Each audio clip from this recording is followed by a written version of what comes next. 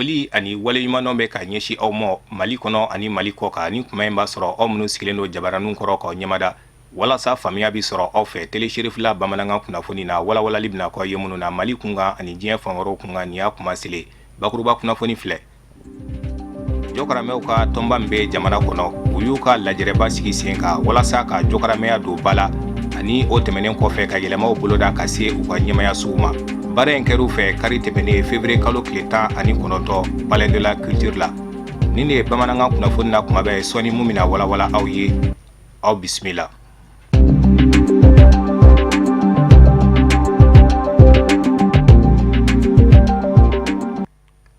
Ansaru kungilenna ani groupement ɲɛmaaba a Seydi Sherifu Usman Madani Haidara a bɛ Burkina Faso faaba kɔnɔ wa a kan ka wajulu kɛ tɛnɛndɔ na février kalo tile 20 waga dolanci tɛrɛma kɔnɔ n'o ye Stade Youssouf Kolombo ye. An ka maa minnu bɛ a kɛnɛ kan o ye Muktar Bagayogo ani Luti Sidibe nka bɛ walawala maa min fɛ Musa Fomadu. Groupement des leaders spirituels musulmans du Mali Mali Silama diinɛ ɲɛmɔgɔw ka fara ɲɔgɔn kan jɛkulu ɲɛma silamɛya dɛmɛtɔ Ansaru ɲɛjɔyɔrɔ a Seydi Sherifu Usman Madani Haidara Burkina Faso jamana ka taamaw minnu ni olu bɛ senna ye sibiri don février kalo tile 18 Bani n'a ka jama u bisimilala Banfura o sibiri don kelen wajulikɛnɛ belebele o sigira Senga Banfura kɔnɔ dolatikɛnɛba min bɛ Banfura n'a tɔgɔ dalen don ko Stade Sangole Lamizana nɛgɛ ɲɛ 21 waatiw ni o ye 21h ye suratuw dunnen kɔfɛ karamɔgɔ Haidara ye wajulikɛnɛ sigi dimanche don février kalo tile 19 Burkina Faso faaba waga sira daminɛna a Seydi Sherifu Usman Madani Haidara n'a ka jama fɛ dugu minnu bɛ sirakun na a jɔra ye ni ka dakuruɲɛ damadɔ foli kɛ olu la ni ka laban ka dugawu kɛ dugudenw ye minnu bɔra k'a kunbɛn o duguw la sirakun na Sumusu bɛ o la Dan bɛ o la ani Jebugu tuma min na n'a sera Gawa lɛrɛ kelen ɲɔgɔn na a y'o kɛ ni Gawakaw ye ni ka laban ka dugawu don fɛnɛ kɛ u ye hali bi bɛɛ ni kelenya o bɛ se ka sabati cogo min nɛgɛ ɲɛ 18 ni o ye fitirimagwɛn ye dimanche don kelen la février kalo tile 19 a Seydi Sherifu Usman Madani Haidara n'a ka jama donna Burkina Faso faaba kɔnɔ waga ka bɛn ni ntɛnɛndon février kalo tile 20 ye karamɔgɔ Haidara Burkina Faso faaba kɔnɔ waga sɔgɔmada yanfan baaraw kun kan ka kɛ bɔɲɛw de ye kɛrɛnkɛrɛnniyana diinɛ ɲɛmaa minnu bɛ Burkina Faso faaba kɔnɔ waga a bɛ t'i ɲɛda olu ka u bɛ dugawu don ɲɔgɔn ye Burkina Faso faaba kɔnɔ waga maa ɲɛmaa minnu fɛnɛ bɛ yen a bɛ t'i ɲɛda olu ka dugawu don kɛ ɲɔgɔn ye ni surɔtɔw dunna tuma min na ntɛnɛndon février kalo tile 20 Burkina Faso faaba kɔnɔ waga bɛɛ lajɛlen b'i kunda yɔrɔ kelen pewu min kan ndolati kɛnɛ min ni o tɔgɔ dalen don ko Stade Youssouf Joseph Kolombo nɛgɛ ɲɛ 21 wagakaw bɛ ɲɔgɔn sɔrɔ a kɔnɔ karamɔgɔ Haidara a bɛ wajuli belebele kɛnɛ sigi senkan ye tarata février kalo tile 21 sɔgɔmada yanfan fɛ Bobo Julaso sira bi ta karamɔgɔ Haidara n'a ka jama fɛ o fɛnɛ na kunnafoniw y'a jira k'a fɔ jɔ bi kɛ dugu minnu na Bobo Julaso sira kan o ye Kɔdugu ani Dedugu a Seydi Sherifu Usman Madani Haidara a ka nin Burkina Faso taama in a daminɛna février kalo tile 16 a bɛ kunjɛ ka bɛn ni février kalo tile 28 ye san 2017 Jɔkaramɛw ka tɔnba min bɛ jamana kɔnɔ u y'u ka lajɛrɛba sigi sen kan walasa ka ba don jɔkaramɛya la o tɛmɛnen kɔfɛ ani ka yɛlɛmaw boloda ka ɲɛsi u ka ɲɛmayaso ma baara in kɛr'u fɛ kari tɛmɛnen février kalo tile 19 Palais de la Culture la Amadou Ampateba an ka maa minnu kɛra baara in Sherifula Jabarani tɔgɔ la Amadou Kamara a n'a ka jata la Ibrahim Kulubali.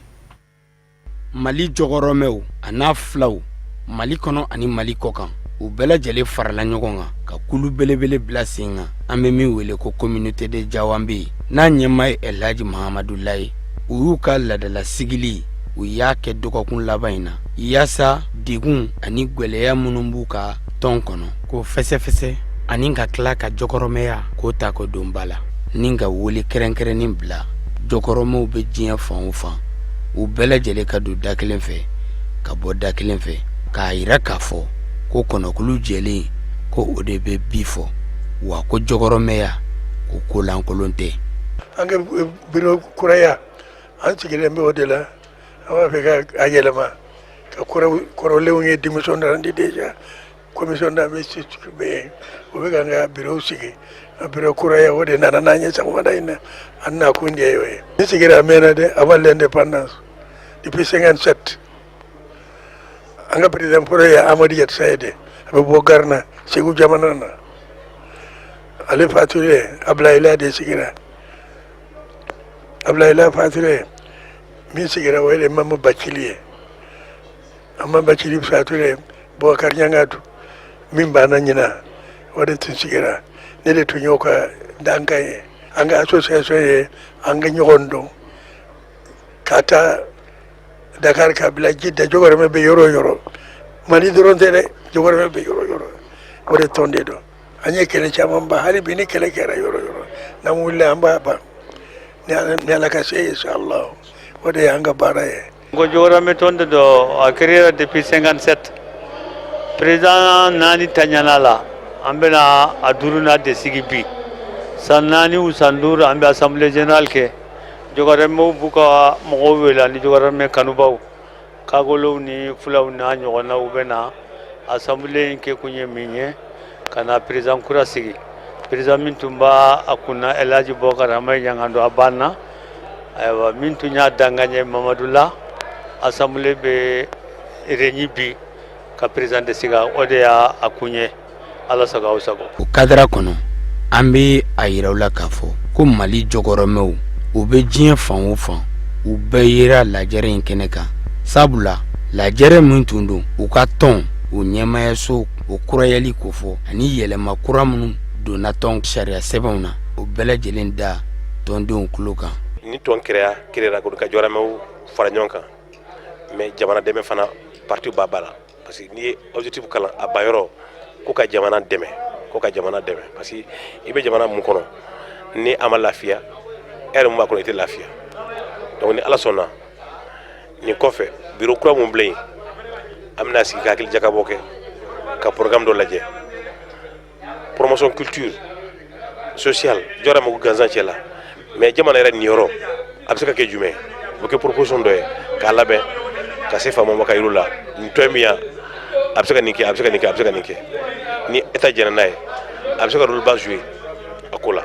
u ka nin sigiliba in senfɛ da sera fɛn caman ma kɛrɛnkɛrɛnnenya la jɔgɔrɔmɛya jɔyɔrɔ jumɛn b'a la nafa jumɛn b'a la taabolo jumɛn b'a bolo ninnu bɛɛ lajɛlen fɛsɛfɛsɛra sigili in kɔnɔna na wa jɔgɔrɔmɛ ninnu u bɛɛ lajɛlen bɛnnen b'a kan bi k'a fɔ ko fɛn min ye bolo di ɲɔgɔn ma k'o bɛ fɛn bɛɛ lajɛlen de kofɔ. président ka cikan ye min ye ka foli las'u ma k'a ɲini ala fɛ u ka lasigi a kun ka cɛ basigi la u ka lasigi a kun ka cɛ bɛn kan u ka lasigi a kun ka se ka cɛ sini ɲɛta kan bɛɛ b'a dɔn jɔgɔrɔmɛ jɔyɔrɔ ka bon jamana nin kɔnɔ n'i ye Mali ta jɔgɔrɔmɛ kelen o kelen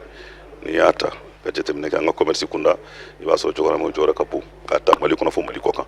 jɔgɔrɔmɛ jɔyɔrɔ ka bon fana administration fɔ kɔnɔna na n y'o de fɔ n ko Mali ye kelen de an bɛɛ ba kelen an bɛɛ fa kelen donc an ka diversité n'o y'a ye ethnies ka ca o diversité ma deli ka na ni kɛlɛ ye jamana nin kɔnɔ o de y'a to an bɛ bɛn n'i y'a ye sinankunya bɛ anw fɛ yan jɔgɔrɔmɛw ni kakɔlɔ ye sinanku ye jɔgɔrɔmɛ ni mɔsiw ye sinanku ye bref sinankunya b'an fɛ yan jama kunda jamu kunda a b'an fɛ yan fana siya kunda. an bɛ aw ladɔnniya k'a fɔ ko u ka nin sigiliba in n'a kun cɛra Bamakɔ faaba la u ye biro kura dɔ bila sen kan min bɛ t'i jɔ maa 157 n'u ɲɛmaa ye Elhaji Mahamadu Laye san 5 kɔnɔna na yaasa u ka Mali jɔgɔrɔmɛw u bɛ diɲɛ fan o fan u k'u bɛɛ lajɛlen kɛ kuluba kelen ye k'u ladon da kelen fɛ k'u labɔ da kelen fɛ ka tila ka jɔgɔrɔmɛya k'o ta k'o don ba la Mali kɔnɔ ani Mali kɔ kan.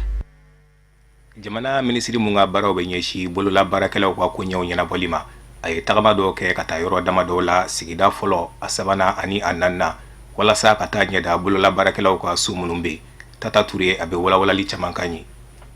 Minisiri ka nin wulikajɔ in kɔnɔna la n'o ye Nina Wallet Intalu ye min n'ale ka cakɛda ɲɛsinen don bolola baarakɛlaw ka koɲɛ ɲɛnabɔli ka fara tourisme kan n'o ye minnu bɛna an ka jamana kɔnɔ munumunu salo la tourisme nasira kan. Ale ka nin wulikajɔ in kɔnɔ a taari ɲɛ da yɔrɔ damadɔ kan n'o ye visite ye a taari ɲɛ da yɔrɔ fɔlɔ min kan o bɛ tali kɛ bolola baarakɛlaw ka ɲɛmɔgɔsoba kan n'o ye direction nationale de l'artisanat ye ka aw ladɔnniya k'a fɔ kabini waati min na bolola baarakɛlaw ka minisiri b'i sen don u ka nin ɲɛmɔgɔya soba in kɔnɔ a ka jateminɛ fanba bolila fɛn min kan o ye cakɛda in lahala lahalayaw ye ni cakɛda in ta k'a lajɛ a be waati min na i ko bi cogoya ɲuman t'a bolo sabula cakɛda in yɛrɛ jɔra kabini colonisation waati kabini o waati fo bi segin ma kɛ so in jɔli kan ni k'a lakurakuraya a tora o togoya la fan be don min na i ko bi nga o n'a ta bɛɛ bololabaarakɛlaw kɔni be k'u ka baara k'a kɔnɔ hali n'o y'a sɔrɔ u ka baara kɔnɔ degun b'u kan nin cakɛda in kɔfɛ minisiri tari ɲɛda cakɛda wɛrɛ kan n'o ye fini dilanyɔrɔ ye bololabaara nasira kan n'a be fɔ a ma centre de développement et de l'artisanat textile nin cakɛda in na minisiri y'u ka baara kɛcogo kanu kosɛbɛ waleya minnu sigilen do u bolo ka ɲɛsin kɔtɔn labaarali ma nga ni ye nin cakɛda fila kelen o kelen ta u bɛɛ lajɛlen ka degun ye kelen ye baarakɛ minɛn t'u bolo wa u ka cakɛda lahalayaw man ɲi ka fara o kan mɔgɔ ko b'u la wa bolifɛn ko fɛnɛ be nin cakɛda fila in bɛɛ lajɛlen na minisiri ka kɔrɔfɔw la n'o ye Nina Wallet Intalu ye a y'a yira k'a fɔ u bena lajɛ ka waleya dɔw sigi sen kan walasa u be se ka taa ɲɛ ɲɔgɔn fɛ ni baarakɛlaw bilali ye togoya ɲuman kɔnɔ n'o ye u baarakɛlaw ka se ka baara kɛ togoya ɲuman kɔnɔ sabula minisiri y'a yira k'a fɔ n'i ye bololabaarakɛlaw ka cakɛda soba ta k'a lajɛ i b'a ye k'a fɔ baarakɛlaw tɛ ka baara kɛ lahalaya ɲuman kɔnɔ lajɛrɛ sigira baarakɛlaw ani minisiri ni ɲɔgɔn cɛ n'o ye bololabaarakɛlaw ka minisiri ye o senfɛ bololabaarakɛlaw haminako ye fɛn minnu ye bololabaara nasira kan u y'o da jira minisiri la o dɔ bɛ tali kɛ kalanbulon sigili ka mɔgɔw dege baara kɛcogo ɲuman na n'o ye formation ye musaka ko gɛlɛyaw ka fara yɔrɔ ko gɛlɛya kan ni wulikajɔ in bɛɛ lajɛlen kuncɛra ni minisiri ka visiti ye direction nationale de l'artisanat ka cakɛda kura la minisiri y'a yira o yɔrɔ la k'a fɔ direction nationale de l'artisanat kan ka yɛlɛma teliyala nin cakɛda kura in na ni hakilina falenfalen min n'a tɛmɛna minisiri ani bololabaarakɛlaw ni ɲɔgɔn cɛ a kɛra waleya ye waleya min n'a kanuna kosɛbɛ bololabaarakɛlaw fɛ sisan nɔ an bena kuma ye fɛn min kan o be tali kɛ wusula na n'ale ye fɛnkɔrɔba ye kabini lawale la faamuya dɔw yɛrɛ y'a jira k'a fɔ alamadenya mago sera fɛn fɔlɔ ma ka se k'o kɛ kasatigɛla ye o y'o wusula in de hali bi maa caman sigilen bɛ o wusulan kelen de kan kafunɛ bacili a n'a ka jatala mohamɛd sidibe u ye wulikajɔ kɛ faamuya be se ka sɔrɔ halisa wusulanko kun kan wusulan ye mandiyafɛn ani darajafɛn ye min suma ka di kosɛbɛ wa fɛn do min kanunen do kabirini lawale nga kɛrɛnkɛrɛnnenya la an be don min na i n'a fɔ komin bi wusulan ye fɛnba ye min kanunen do kosɛbɛ kɛrɛnkɛrɛnnenya la furumusow olu minnu b'u mago do wusulanw na walasa k'u ka sokɔnɔnaw suma diya an'u ka finiw n'u yɛrɛbakun o bɛɛ lajɛlen be wusulan na wusulan ye kalite damadɔni b'a la a kalite fɔlɔ ye mun ye sokɔnɔlaw ka sokɔnɔlaw kasa diya ni kasa goma me sokɔnɔna la a qualité dɔ y'o ye bon recherchekɛlaw ka recherche y'a yira k'a fɔ ko mɔgɔ hali ni sɛgɛnnen do ni suma duman kɛr'i kan a bɛ kɛ sababu ye n'i bɛ force sɔrɔ n'i bɛ galabu kɛnɛya sɔrɔ donc wusulan a nafa ka ca kosɛbɛ o ye nafa fila ye a nafaw la wusulan qualité caman do qualité dɔ bɛ yen nɔ o ye jɛkalani ye a bɛ fɔ a ma fana ko sarakatanɛ ale a bɛ bɔ Maroc a première qualité bɛ bɔ Maroc donc o kɔfɛ wusulan localiw bɛ yen nɔ i n'a fɔ geni ani jigite olu bɛ bɔ anw yɛrɛ fɛ yan Mali la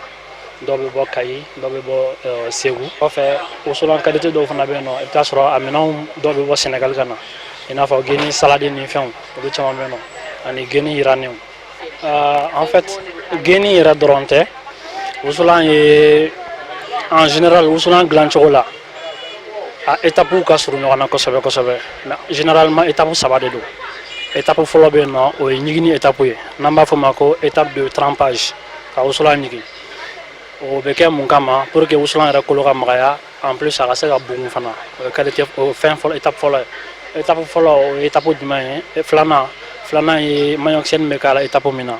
maɲɔkisɛni yɛrɛ ye mun ye ale ye fixateur de i mana wusulan wusu pour que kasa ka minɛ k'a to yɔrɔ la ale ka rôle ye o ye donc o ye étape filanan ye étape filanan in kɔfɛ sabanan bɛ yen nɔ sabanan o ye ka parfum misɛmaninw k'a la a kasa yɛrɛ kasa laban min bɛ to wusulan na pour que o ka k'a la donc o ye étape sabanan ye en général wusulan bɛɛ ye o étape saba ye anw fɛ yan nɔ wusulan premier ni deuxième appellation minnu b'a la a sababu ye minɛn minnu bɛ k'a la sinon an bɛ wusulan min dilan an bɛ jɛgɛlanin premier dilanni na n'i ye jɛgɛlanin premier ta ka maɲɔkisɛni deuxième k'a la ka parfum di deuxième k'a la an b'o wele ko deuxième mais wusulan premier an bɛ jɛgɛlanin premier ta ka maɲɔkisɛni premier k'a la ka wusulan di premier k'a la donc an b'o fana wele ko premier mais dilancogo wɛrɛ bɛ mɔgɔ wɛrɛ bolo i n'a fɔ nin qualité ale ye jɛkara ni deuxième ye donc dɔw fana b'o dilan a b'o de ye muso bolo sugu kɔnɔna la ka caya kosɛbɛ kosɛbɛ. N'i y'a ta k'a lajɛ i b'a ye mɔgɔ caman bolo k'a fɔ wusulan nafa ka bon kosɛbɛ musoya la. Wusulan ka ca wa danfara b'u u kelen kelenna bɛɛ lajɛlen ni ɲɔgɔn cɛ. A ka ɲi muso yɛrɛ de ma i b'i ko k'i jɛ k'i yanga kunna k'i wusu k'i ɲɛ o de ka di sokɔnɔna yɛrɛ hali sokɔnɔna mɔgɔ bɛɛ bɛ joie bɛɛ bɛ nisɔndiya ala n'a kasa ja fɛ. N'i y'a ta k'a lajɛ bi siga t'a la fiyewu wusulan kɛlen don fɛnba de ye musow bolo suma dumanko nasiraw fɛ u bɛ minnu kɛ k'u yɛrɛ wusu diɲɛ don bɛɛ ka taa kungokɛyɔrɔw la denkudiw ani kɔɲɔw bɛɛ lajɛlen kan k'a faamuya k'a fɔ wusulan ye fɛn kanunenba ye musolakaw bolo ka da suma duman kan wa ka di musolaka kelen kelenna bɛɛ lajɛlen ye wa hali cakɛdaw kɔnɔ wusulanw bɛ wusu ye o b'a yira k'a fɔ an bɛ don min na i n'a fɔ komi bi wusulan fɛnɛ faralen don jamana sɔrɔ yiriwa sira dɔw kan bari sabula a kanubaga ka ca a sanbaga ka ca o bɛ kɛ sababu ye jamana nafolo dontaw ma o nafolo dontaw ka se ka yiriwa. O de bɛ an sɛnsɛn ka se diɲɛ fan wɛrɛw kunnafoniw ma karamɔgɔ Musa Fɔnba a bɛ walawalaliba k'an ye.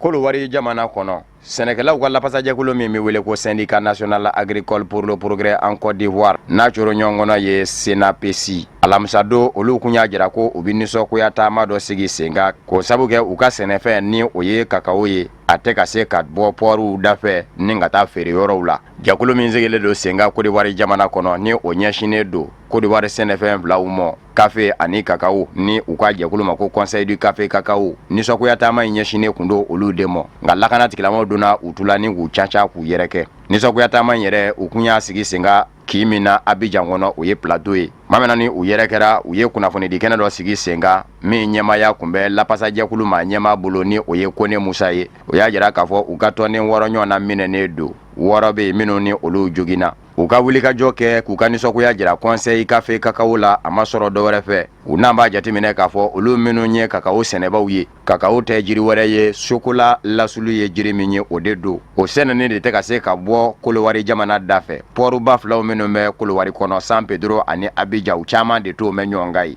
bile ni ale ye Kolowari sɛnɛkɛlaw olu ka tɔ maa ɲɛmaa ye a y'a yira k'a fɔ bibi in na nin pɔruba fila ninnu na San Pedro pɔru ani Abidjan ta ko eremɔruku 500 ani 80 ɲɔgɔn na de jɔlen don wa bɛɛ lajɛlen kɔnɔ tɔni min bɛ sɔrɔ a kɔnɔ kakao la tɔni 35 ka taa se tɔni 38 ɲɔgɔn na mɔ olu bɛɛ lajɛlen de labalalen don pɔruba fila ninnu na u tɛ ka se ka bɔ ka t'u feere an bɛ aw ladɔnniya k'a fɔ Kolowari jamana yɛrɛ kɔnɔ a ka sɔrɔ fanba dulon bɛ fɛn minnu na wali kelen a ka nafolo fanbaw bɛ sɔrɔ fɛn minnu na ni u k'a ma ko produit intérieur brut par PIB kakao ale jiri in jɔ mɛ ni 100 sara la 15 de wa diɲɛ bɛɛ lajɛlen mana fara ɲɔgɔn kan jamana min ɲɔgɔn tɛ kakao sɛnɛ na Kolowari jamana don wa Kolowari ka denw mana sigi sigiyɔrɔma 3 fila bɛɛ lajɛlen dayirimɛ fɛnɛ dulonnen don kakao sɛnɛ in de la diɲɛ seleke naani warisoba Banque mondiale ka jate bɔlen ka fɔ la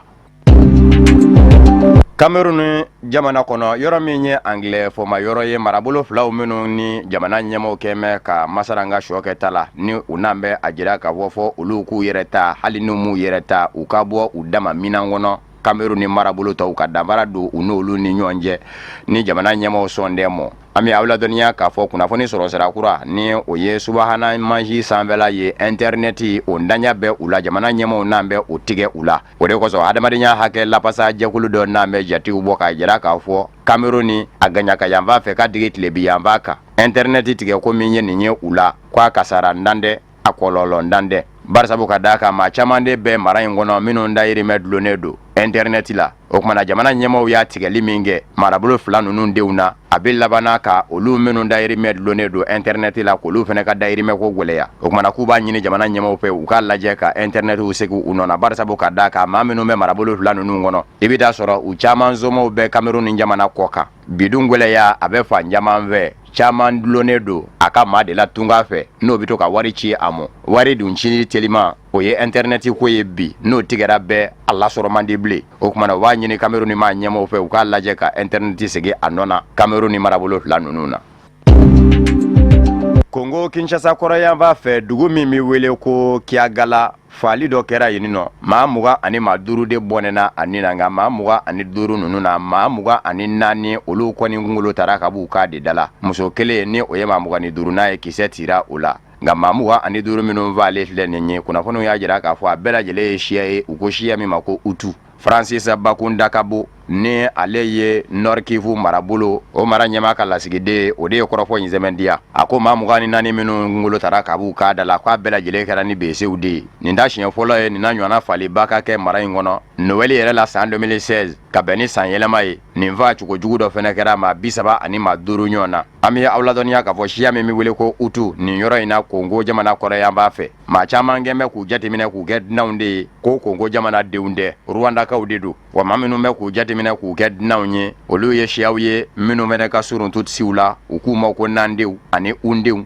wale kelen kobow nin siya ye min filɛ nin ye ni o ye Hutu ye n'a maa 20 ani maa 5 bɔnɛna u nin na kunnafoniw y'a yira k'a fɔ u ka gwɛlɛya dɔ fɛnɛ ye dugukolo ko fana ye bawo sɛnɛkɛ dugukolo o ndanya fɛnɛ bɛ u la wale kelen nafolo min kan ka se ka bɔ u fɛ ka sɛnɛkɛ dugukolo sɔrɔ dunanya min fɔ bɛ u mɔ o tɛmɛ sababu ye ka dugukolo yɛrɛ sɔrɔ cogo gwɛlɛya u bolo f'u ka nafolo caman de bɔ an bɛ aw ladɔnniya k'a fɔ a bɛ san 20 ɲɔgɔn na bɔ Kongo Kinshasa kɔrɔ yanba in marabolo ni o ye Nord Kivu ye a fura dama siya woloma o bɛɛ kɔnɔ wa kuma bɛɛ maaw bɛ bɔnɛ u nin na jamana minnu bɛ farafina camancɛ yanfa fɛ ni ka digi kɔrɔ yanfa kan ni u k'u ma ko les pays du Grand Lac o ye Kongo Kinshasaw ni Ugandaw ni Tanzaniw ye ka taa se Keniyaw ma u farala ɲɔgɔn kan ka jira k'a fɔ Mamudu Lenjɛkulu kɔrɔba min bɛ u ka kɔnɔ in na n'a bɛ ka niw tiɲɛ u k'a ma ko Force Démocratique Alliée ADF Mazembe k'a lajɛ ka fara ɲɔgɔn kan k'a kɛlɛ Mamudu Lenjɛkulu kɔrɔba in Force Démocratique Alliée Mazembe don dɛmɛnenw na a dɔnnen kun don ni Uganda jamana de ye nka bibi in na kunnafoniw nana jateminɛ k'a fɔ a ka cɛnni tɛ ka da Uganda jamana dama mɔ a bɛ ka don Kongo Kinshasa kɔnɔ wa kuma dɔ a bɛ t'i nu bɔ fɔ Tanzanie jamana kɔnɔ o kumana a ka lajɛ fara ka kɛ ɲɔgɔn kan k'a kɛlɛ nin jamana damadɔ ma ɲɛmɔgɔ kɛlen ka ɲɔgɔn sɔrɔ u nana bɛɛ a ka k'a fɔ jɛkulu min ni o kan ka sigi sen kan u fɛ ni o bɛ kɛ lakana jɛkulu kɛrɛnkɛrɛnnen ye service de renseignement u ka jamanaw bɛɛ lajɛlen tɔgɔ la a ka fara ɲɔgɔn kan k'a cogo Uganda jamana kɔnɔ o kumana a ma ɲɛmɔgɔ bɛ kɛ lakanako baara ɲɛdɔnba 8 ɲɔgɔn na ye ka bɔ Uganda jamana kɔnɔ minnu bɛna ye a ɲɛmayaso kɔnɔ Kongo Kinshasa lakanako ɲɛdɔnbanganaw fɛnɛ na fara u ka taa se Kenya ta ani Tanzanie taw ma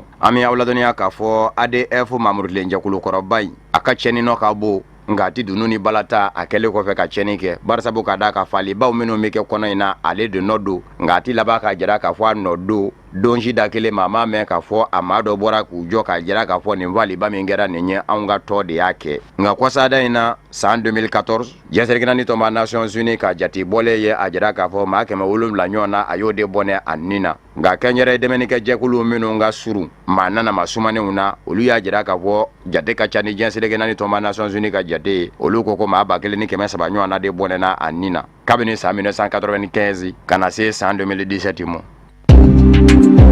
Burundi faba la Bujumbura sibiri tɛmɛnen Pierre Nkurunziza jamana ɲɛma kanuba caman de bɔra ka bɔlɔw minɛ k'u ka nisɔngoya jira Tanzanie surunani donbaw la Tanzanie surunani donba minnu gɛnbɛ ka Burundi fanga sinamatɔnw bisimila sigi ka fɔ kɛnɛ ka Tanzanie faba la Dar es Salaam a barata Burundi fangaw kɛnbɛ ka olu fanga sinamatɔ ninnu lɛ jamana juguw de u kɛnbɛ k'u kɛ bamanjiw yɛrɛw ye ko terrorisiw kumana u man ka u ka bisimila Burundi ma ɲɛmaw kun b'a fɛ n'u kun yera Tanzanie jamana kɔnɔ bɛɛ jamana ɲɛma ka sin k'u minɛ k'u bila Burundi jamana ka bolo ka o de ma kɛ o de kosɔn Pierre Nkurunziza jamana ɲɛma kanuba ninnu bɔra ka bɔlɔ bɛɛ lajɛlen minɛ sibiri don ka jira k'a fɔ u ma ye ni Tanzanie ma ɲɛmaw ka nin hakilina in ye fanga ɲinijɛkulu minnu fara mɛ ɲɔgɔn kan ni u kɛnbɛ k'u kɔ da jamana ɲɛma Pierre Nkurunziza la k'u to jamana kɔ kan barisabu ka da kan Pierre Nkurunziza a kɛnbɛ ka jamana kɔni ka sago ye bi olu y'a yira k'a fɔ u ye danganiya sɔrɔ ka bɔ Tanzanie ma ɲɛmaw yɔrɔ k'a fɔ u bɛ se ka na sigi ka fɔ kɛnɛ kan ka sɔrɔ Pierre Nkurunziza ka fɛn minnu sɔrɔ o de kosɔn Tanzanie ma ɲɛmaw fɛnɛ y'a lajɛ ka lakana juru bonya u da la hali u kelen kelen ka lajɛ ka lakana tigilamaw da u ka u si yɔrɔw ye yɔrɔ minnu ye k'olu bɛɛ lajɛlen lakana walasa u bɛ se ka sigi ka fɔ in kɛ ka sɔrɔ tɔɔrɔ m'u sɔrɔ o de bɛn tɛ Pierre Nkurunziza nɔfɛ mɔgɔw ma denmisɛnninw ni u bɔra sibiri tɛmɛnen ka nisɔngoya taamaw sigi sen kan Burundi faba la Bujumbura ka jira k'a fɔ Tanzanie ma ɲɛmaw sɔnna ka maa ninnu bisimila a m'u minɛ k'u bila Burundi jamana ka bolo kan ko u ma jɛ ni a ye sisan nɔ an bɛ se farikolo ɲɛnajɛ ma farafina dulanci jɛkulu ka ɲɔgɔn kunbɛn kɛnɛ n'o ye Ligue africaine ye o sira ka Stade Malien ale ni Barak Yon ka bɔ Liberia olu ye ɲɔgɔn sɔrɔ ni a kuncɛra tiro bit la Stade Malien ka ɲɛkumu kan Yusuf Kulubali a n'a ka jatala Samba Traoré u bɛ walawalaliba kan ye Liberia senandurancikulu kɛlen kɔ ni ka sebaa sɔrɔ Mali senandurancikuluw kan Ligue des Champions senanduranci wuliko fɔlɔw la min kɛla senanduranci taw senfɛ o ka kalamɛsigi fɛ presse kɛnɛ di nin dɔgɔkun kɔnɔna na ndolancisɛgɛ de tun bɛ sen na barak yang contrôleur ka bo libéré o min defini te bulala may oni Stade Malien de Bamako ni ñongo ci o min defini te jamay kamini senanduna jibe damne mede de karamo Cooper Sana anaka cedonyo o yo daga ka daga kono ninga senanduna ji wala belaje ni wasa do Stade Soula o vrai min flani o be ka sababu ye Stade Malien de Bamako de be senanduna ji fam belaje ni ke nga kuma chamana o setna daja jodala o obligajo min flani o de be to sina fo sanga binani ani duruna Stade Malien de Bamako ka chesiri amna nasara oye Musa Kono Kofi ka obligajo senfe kele ani kadangulu kata Stade Malien de Bamako kanuna wa obligajo ne be ke sababu ye ninga dasi ke dunati wulo ko folola dunati wulo ko flana mi Stade su ye obo ka obligajo oba bamba alisa o me ke sababu ye sanga biduru ani warana nji samake klole mbelebele ale boje wa Stade su alisa obe bama ma ninga to ama alisa no ka obligajo ye nga obenata o ka chesiri na saka fengere do mabli klonga rebe boje minga ode kele ani kadangulu kata Stade Malien de Bamako ma kanuna nga senandranji kuro kara frale nyoka ode flan bi kele ani kili o meke sababu ye senandranji kulu flabe nyo soro chedema koroba keneka me Stade fa frala sarga chedema woroba do me libero luka chedema wolo flabe chulu yara ode be ka sababu ni ka dansiki ke Stade Malien de Bamako nyeta la Ligue des Champions senandranji u senfe Stade Malien tonyana mabadu wa balontana nyimo bubulu nga balontan baraji o ye bide o de la bi u sema ja joda la kosobe o kera sababu ye on ye sebaya soro ni ata galage Stade Malien balontana u jotugo kan o se balontan chenyina balontan konana ama songa balontan daile sabla mbado stade physiquement u busi on a qualifié. Dieu merci pour ça. Akunchera nanga defeti kuma batinda mbijona akobe mais aklin kusra gagné kuma dije ngasi botor la parce que kamina mbibo Liberia utransuti na ando ko tonto fokanda sebima ni victoire ni na kunkara victoire ne kumba duma parce que il fait mbeke pour akanye mais amanye c'est moi le chef, j'assume la responsabilité. Stade ngo stade antum sigile men miebi ala ke amu sorobi ni mo mi stade ka parcours laje ni stade ka to laje normalement ni bi ballontan an kun kan sika gagner ni ballon ke chogoy ani équipe mi jouera bi a te équipe te min kan sika stade Kenya mais do mena duguje kando peut-être bi alama a nya ambulu donc ambe do refon se remet ambe sienre kono ambe barake sani Stade Malien de Bamako senga botlonga wala o yasro mali ton flana mbe no Ligue des Champions bara o kana kan o fene sembra tlonga wala River United mo fe ka bon Nigeria sabu mali to min meta mana Nigeria ka fe no dasilana ni ani kanangulu o debe ga sobe ninga mali senandro jukulu blaje ni sembo Ligue des Champions de club africain senandro ju barala o de be dansigi an ka bi bamanankan kunnafoni sɔrɔliw na mun labɛnna kunnafoni so ɲɛmaya so fɛ ka kɛ ni kuma in ye aw k'an bɛ laseli wɛrɛ